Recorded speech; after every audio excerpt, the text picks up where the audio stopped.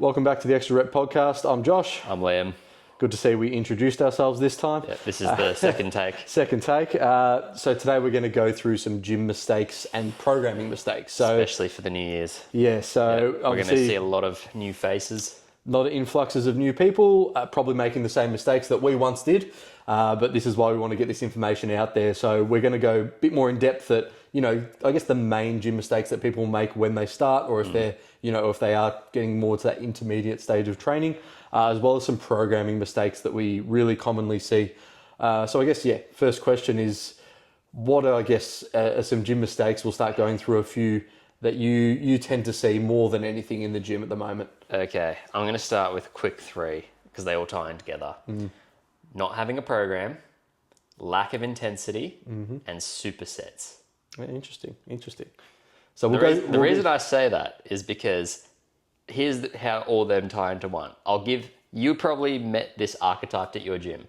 Guy walks in, doesn't warm up, just walks over, drops his big gym bag, grabs weights, starts doing curls, grabs a bench, starts doing presses, goes to the cables, starts doing press downs.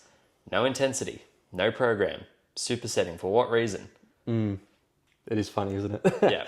But I think when we separate those, obviously, supersets is a bit of a different topic that we'll talk about in a sec, but those two main things that we just said is having a program, so knowing what the fuck you're doing. Obviously technique is probably another big thing as well, performing the exercise with the correct intensity whilst keeping technique and learning the technique.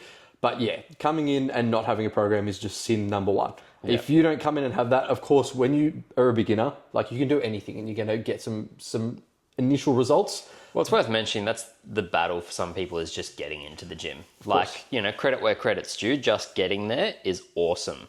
But we don't want you wasting your time when you're in the gym. We give you this information because we see so many people, they're obviously trying to get the results that they want, but they're actually being counterintuitive with what they're doing. And you wouldn't ever think that the more I train, what do you mean the more counterintuitive it's going to be? It's like, well, if you understand programming and how to build muscle and recover and everything, it's like training 7 days a week isn't the best thing for you. It is funny, isn't it? Of course, it's going to come back to intensity and all that, which we'll talk about a bit more. How many years do you think you lost of your natural potential? Like 6 or 7 at least. I think I lost the first probably 7 years of my lifting career. Only the last 2 to 3 years, people have only started giving me compliments of man, you're looking jacked. What have you been up to and stuff? I'm like, I'm actually training way less than I was years and years and years ago. And I think it's so much more intensity, so much stronger, recover way better. Diet hasn't even changed really. I think it's like that sliding scale, where again, this is a bit nuanced, but as someone's a beginner, like we talked about in a previous podcast, they're generally going to need more sets, more reps, just because they've got to get better at the exercise. Their nervous system has to get better. But as you get, to that intermediate stage, it's like that sliding scale of, volume should be dropping, but the intensity should be going up. So let's say, for example, a beginner comes into the gym, they're doing 4 sets of 10 to 15 reps, right? And they're just trying to get, trying to slow it down, make sure they get, keep the tension where it needs to be. Say it's a chest press. They're trying to keep the tension in their chest.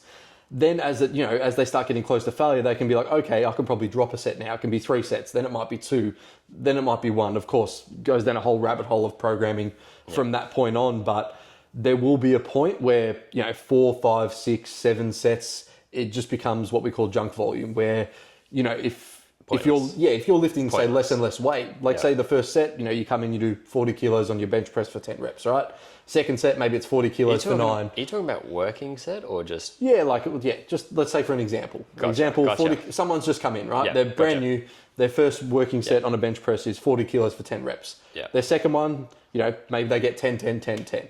No, I was talking about working sets from the working sets, not warm-ups. Yeah, of course. Included. No, of course. We should probably let the people know that when we say sets, we're not including warm-ups, and you should be warming up before you train. Yeah, I think I've done a lot of stuff when I was doing a lot of Paul Carter's programming. If you haven't had a look at his stuff, really good.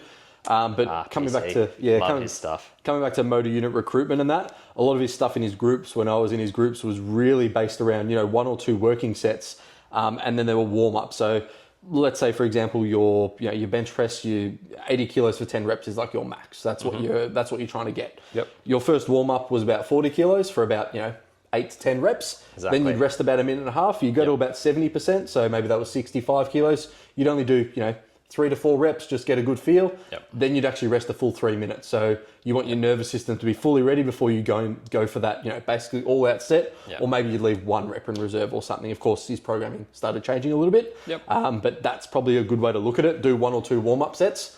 If you're a complete beginner, look, you can probably get away with just jumping in if you're learning the exercise. People it still optimal? need to understand that your body doesn't want to change. Like you have to force it to change, and that comes through mechanical tension and lifting and all that good stuff.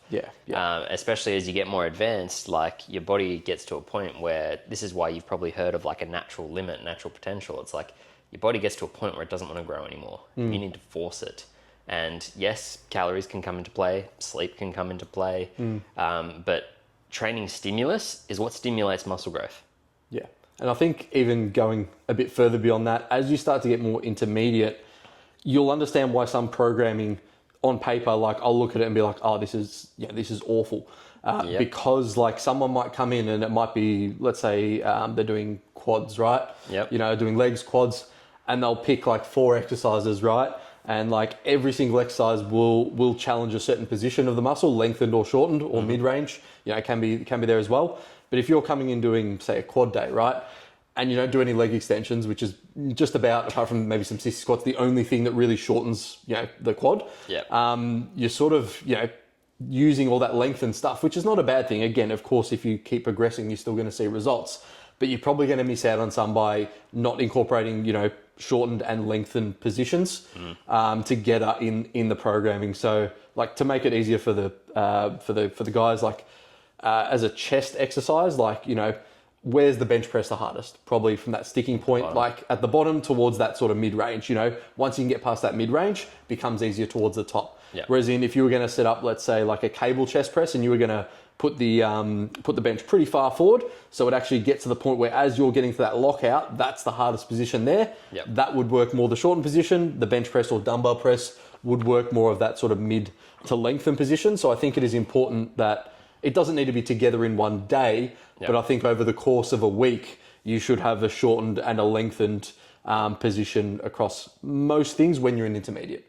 When you're a beginner, I think bigger multi-joint muscle groups like, a leg press will probably do your quads just fine if you're just having learning one a day. squat pattern. Exactly. Like when you're a beginner, you should just be learning certain patterns. Like I would stem from like beginners to go to like just dumbbells and barbells only, and sometimes machines. But I would actually tailor more of like an intermediate to advanced to go actually more machines and then less barbell and dumbbell, only for like certain exercises. But Why is that?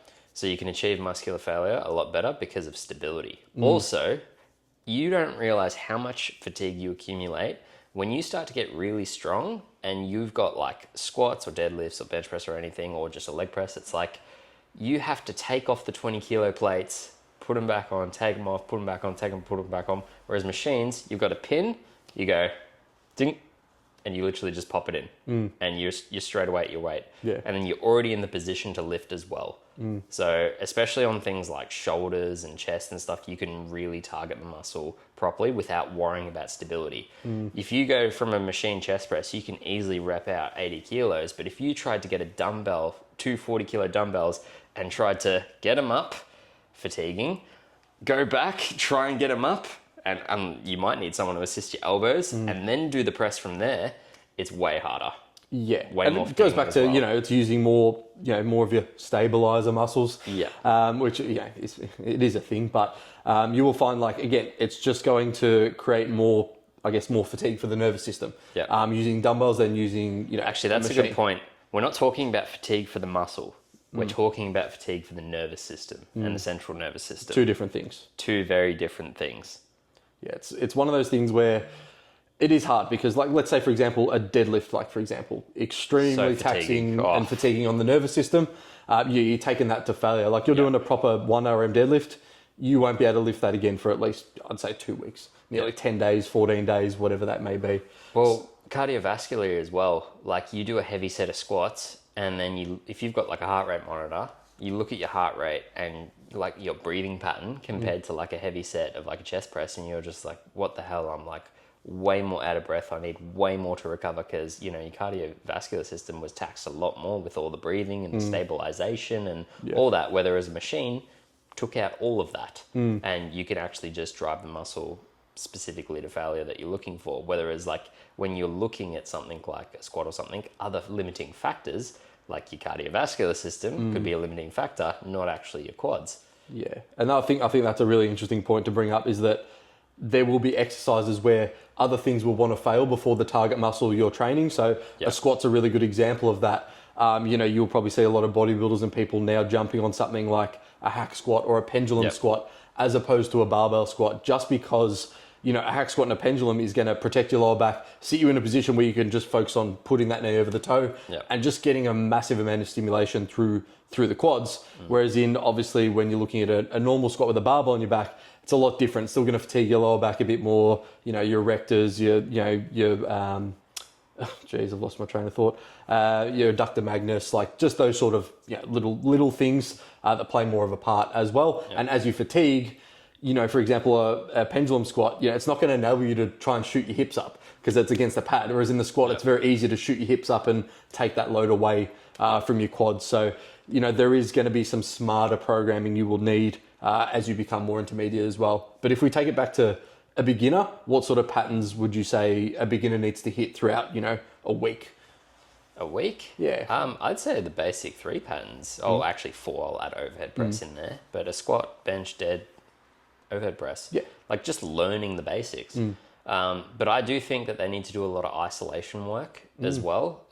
One big mistake I made with programming, because I don't know if it was science, but what I was taught when I did my qualifications 10 years ago in 2014 was you don't need to work or program isolation exercises, because when you do chin-ups, that hits your biceps instead. Yeah. And then I had wide shoulders, big chest, big back, but my arms were super skinny. I was like, what the hell? I was told that I don't have to do X, Y, Z. So then I started having to hit my arms 3 times a week. Yeah, it's very different where, again, you know, the more you hit something to a certain extent, it will grow, and that's got to be factored in with programming, which is why you'll see a lot of more advanced blokes. They will bring, you know, certain muscle groups up where they might do another, say, like 5 sets across the week, but generally they will then bring other areas down. Yeah. So when you're more of a beginner, you know, everything can grow pretty well, but once you start to get to more of that intermediate advance, you will maybe need like an arm specialization phase, a back specialization, a quad specialization, and as a result, you might need to bring those other muscle groups down potentially to more of a maintenance to bring them up and really focus on those muscle groups over a period of time. Well, I will say, like, when you're on those specialization phase, or if you are someone who has a specific lagging body part, like let's say you're going into the gym this year and you're like, I've had skinny legs and I really just want to change finally. What are you going to do? Okay, are you going to have dedicated leg days? Not necessarily, you don't have to, but I would say start with your priority muscle first in the gym when you're fresh and ready to go. Yeah, I think it's a big one that, you know, every single set you do in the gym, you are going to become more and more fatigued. Yeah. So I think that's a really important thing to note. So if there's something you're like, oh, I want to grow this number one, start with that. Yeah. That's why a lot of people have small calves, because calves are normally the last thing on someone's list. Yeah. And again, genetics play a part as well. But also, if you look at like all the programs that you've probably read and seen, it's like the last 2 exercises are biceps and triceps, 4 sets of 12 to 15. Yeah. And then you're like, hang on a second, why? First of all, why is it that rep range? Why are they programmed at the end when the client specifically said that they wanted to actually grow their arms? And then also, why is it 4 working sets? Yeah. I think that's when it comes back to the client, doesn't it? Yeah. It's like also, there might be people where you might be like, oh, okay, I'm going to do 4 sets of this. But it's like if they did 4 sets of biceps and triceps at the start of their workout, then you went into a row, they'd be fucked. Yeah. So it's all relative. When we're talking about programming mistakes, right, like a lot of people, like they have programs, say like from their personal trainer or whoever they've got, and they could read it, and I'd actually challenge them to actually ask their trainer, why did you program it this way? And actually see the explanation. Yeah. Because there's a lot that I've looked at and I'll be like, this guy has no idea what he's doing or why he's programmed it this way. And I don't think he'd be able to explain to me why he programmed, you know, 3 sets of 25 reps on a barbell bicep curl to finish the muscle at the end of the session. That's the Why, one. bro? That's the one. Yeah, that's the one that kills me. The pump work or just to get more muscle. And again, like Let's do Bulgarians for 15 reps. Yeah, like each leg. Yeah, and it's like we're not saying this stuff is bad or it can't get you a result. It's just not as optimal as it can be. It's not. I think that's It ties back into that junk volume, and this is why I tied it back in with supersets. You drive muscle growth essentially through a working set, and your nervous system's taxed. And then you're not resting, you're going straight into the next exercise to try and drive a different muscle growth response. Your body is not going to recruit motor units to actually do that. Your performance will go in the gutter. Yeah. Or cardiovascularly, you'll suffer. Yeah, so I think like it's funny because of course, like, you know, like I'm sure we both have programmed supersets in the past. The way I would I'm so guilty of it. Yeah, but the way I would program a superset would be a superset with rest in between. Yeah. So for example, say you're doing chest and back, and of course, you know, some people need to get in and out of the gym in 30, 45 minutes. So it might be, you know, an incline bench press followed by like an incline dumbbell row. So I'd be like, okay, do your incline bench, then maybe it's rest 90 seconds, 2 minutes, then go into your rows, rest another 90 seconds, 2 minutes. Of course. See, that's perfect. People think of a superset as like has just to be one after the other. Straight after the other. Yeah. And you see so many people bring a pair of dumbbells with them to a machine or something. They'll do the machine work and then they'll grab the dumbbells and start shoulder pressing or curling or whatever it may be. And you're just like, what are you doing, man? Yeah. Like, you're just fatiguing yourself. You're not getting any form of muscle growth there. Yeah. And this is the hard part because like you'll see people do this online, you know, and if, again, back to a beginner, anything is good. So it's like if you were going to do that, you were going to start just showing up is good. And you'd be like, oh, but I'm starting to see results. Okay, I'm lifting a bit heavier. This is good. You know, the gains are there. And then you're probably going to notice about that sort of 6 months in, like, things have sort of stagnated. I haven't really gone up in weight. I'm feeling a bit fatigued. Nothing's really working anymore. And I think that's the position a lot of people get into is they get the newbie gains.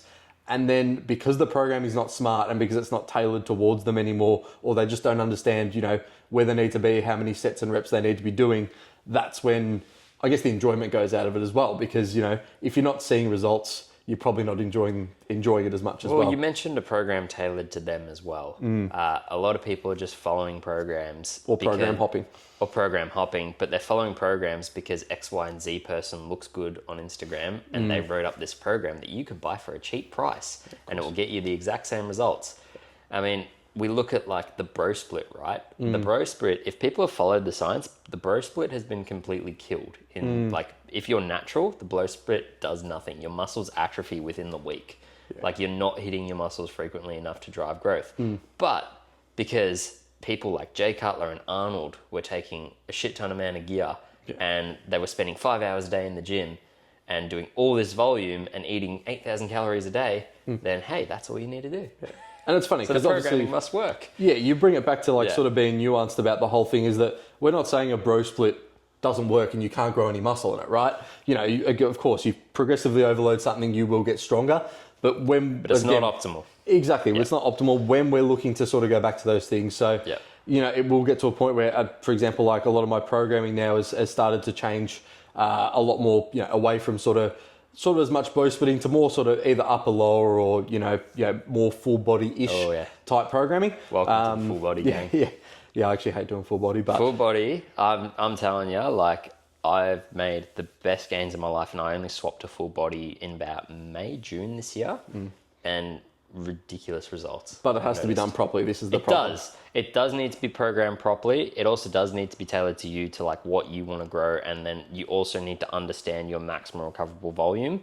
But then also I've been training for 11 years, so I can understand my body. There's a little bit of benefits there.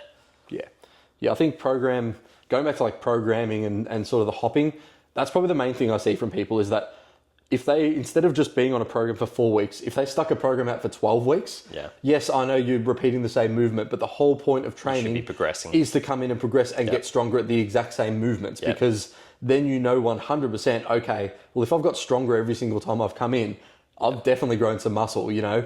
But when you're changing things every 3 to 4 weeks, your nervous system normally takes that 3 to 4 week period to even adjust to be like, okay, all my sort of motor units are firing and I'm now ready to start progressing on this exercise where that'll come from muscle. So a lot of people miss out on that because they want to program hop a bit too quickly. So, you know, I've got heaps of clients who Again, everyone is different, but I like to, if I can, ideally have at least 8 weeks on a program, I would say. And we really try and, squeeze the last bit out of it, Of course, there might be things at the end where we might increase volume slightly and change a few things, but really trying to just get the last few drops out of it. I guess going back to programming, when would you say it's time to change a program?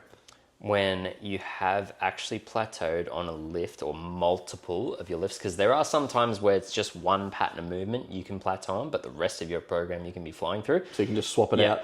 If you are stuck for 3 weeks in a row, or you are actually just completely bored and want to change it up, because people don't realize boredom will affect motor unit recruitment.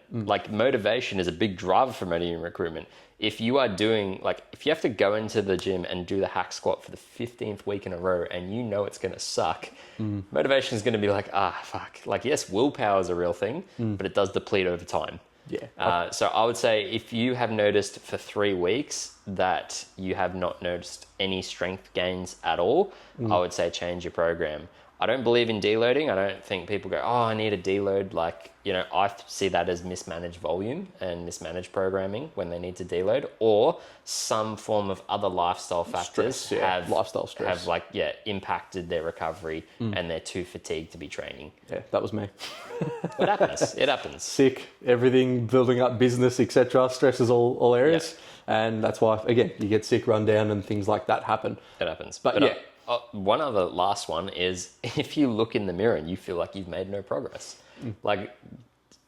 that's the revealing itself. If you look at the mirror and you've been on a program for 8 weeks and you're like, I look no different, or you can't notice changes, or you're not getting compliments or nothing, then it's probably time to be like, okay, I need to change this up. Yeah, I think hire a professional. Or what you could potentially do is, I see this all the time with a lot of people where I might even take them through one of their programs that they've done, and I'll be like, okay, what do you normally lift on this? And I'll be like, all right, I'm going to sit here and we'll make sure obviously it's all safe for it to do so, warm them up and be like, all right, I want you to take this to failure. I'm going to be here. I'll take the weight off you if you need to. Yeah. And I guarantee every single time they go, I've been on this program, it hasn't worked. And they've been 7 reps away from failure. Yeah. So you think those last 5 reps are the reps that are going to actually stimulate some sort of muscle growth or some sort of change in your body. Like I said, the body needs to get uncomfortable to be able to change. So when people are 7 reps away from failure, even though they feel like they're working hard, they're actually just not doing fuck all. But the amount of work they're putting in, that they could just grind out a few more reps and then actually achieve a stimulus,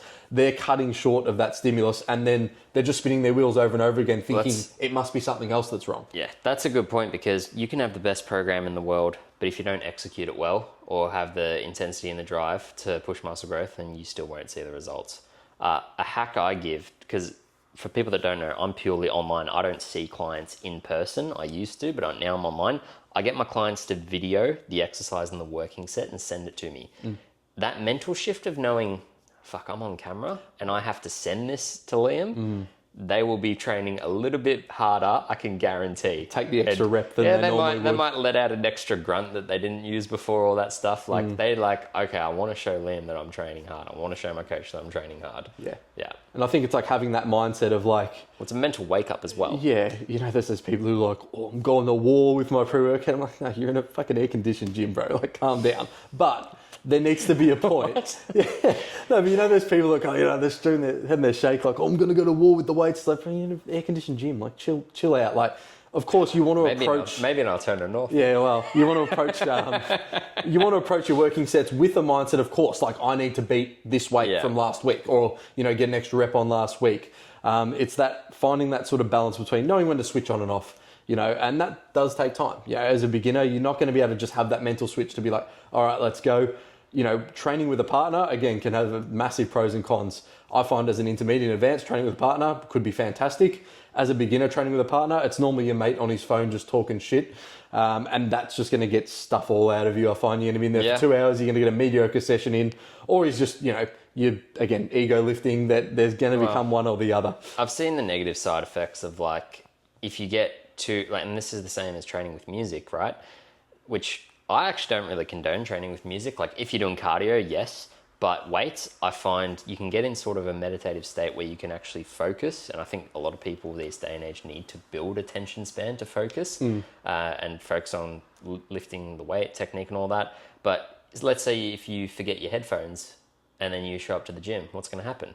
You're going to think your performance goes down. Yeah. When that's not even the case, but you've already told yourself that it would because you forgot your headphones. Same as with training with a partner. I used to coach a guy and he looked at the gym as like a social thing, right? Which is cool and it can be, but he was getting fucked around. Like, mates cancelling, sorry man, this popped up, life happened, and that would actually just ruin him actually going to the gym or his motivation, which in hindsight's bullshit. It's like you should still go. Of course. But he felt let down and he's like, he built up this idea of like the gym is the social thing and I go with someone, and he didn't have the confidence to go in himself and have the same workout. Yeah. It is very interesting how that sort of happens. I think tying things back to... I will say just quickly on that one, sorry to interrupt.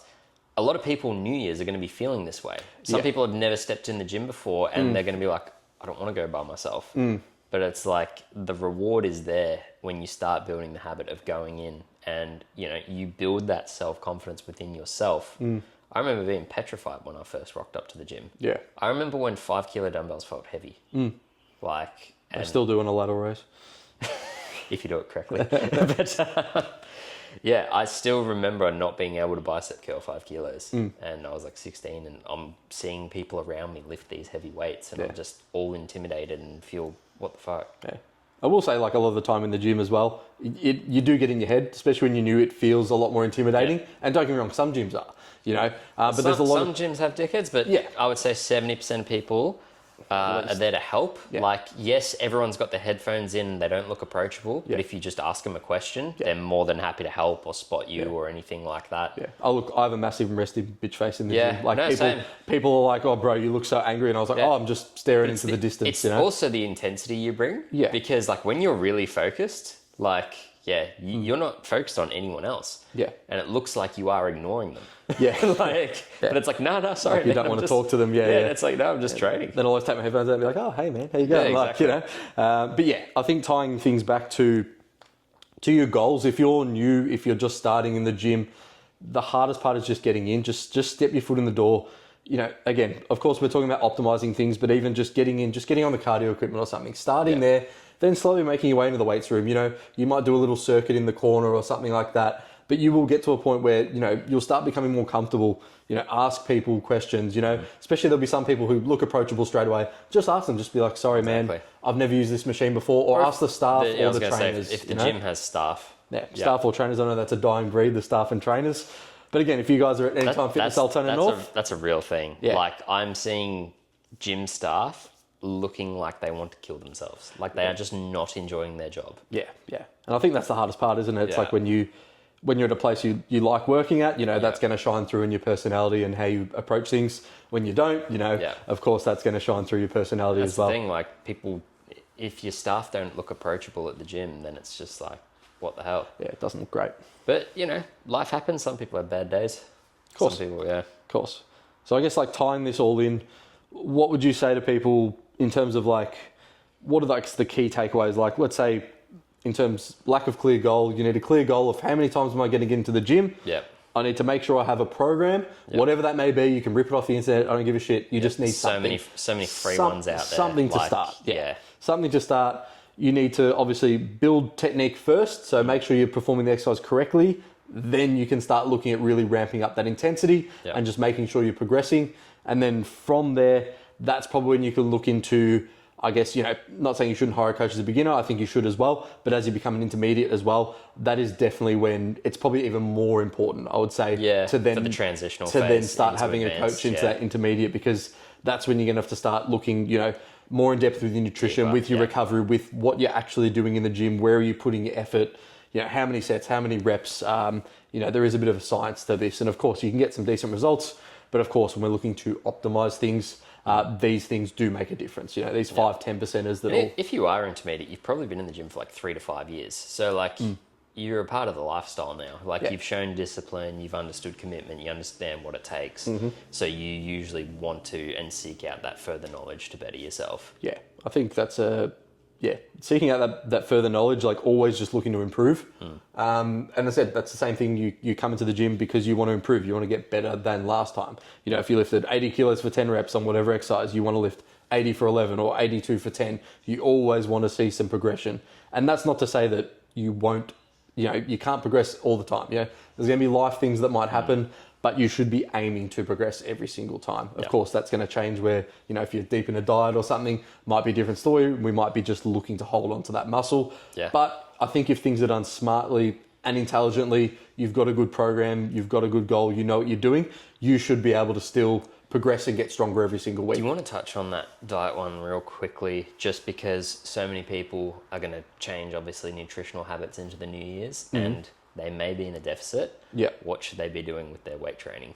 Yeah, so... And I say that with a little smile on my face. Yeah, so what I would say, and I'm not saying avoid this, but what I'm saying is if you're going to do like higher intensity stuff, like, F45 classes, things like that, which are going to, get you sweating, and group classes, there's nothing wrong with that. But what I would do is I would make your weight training your foundation. So, at least 3 times a week with your weight training. If you want to add some extra stuff, think of that higher intensity work as like you sprinkle on top of the cake. Yeah. If we've got all the ingredients to make the cake, we're progressing every week, then you can probably sprinkle some high intensity stuff on top of that. You obviously get a cardiovascular benefit and things like that as well.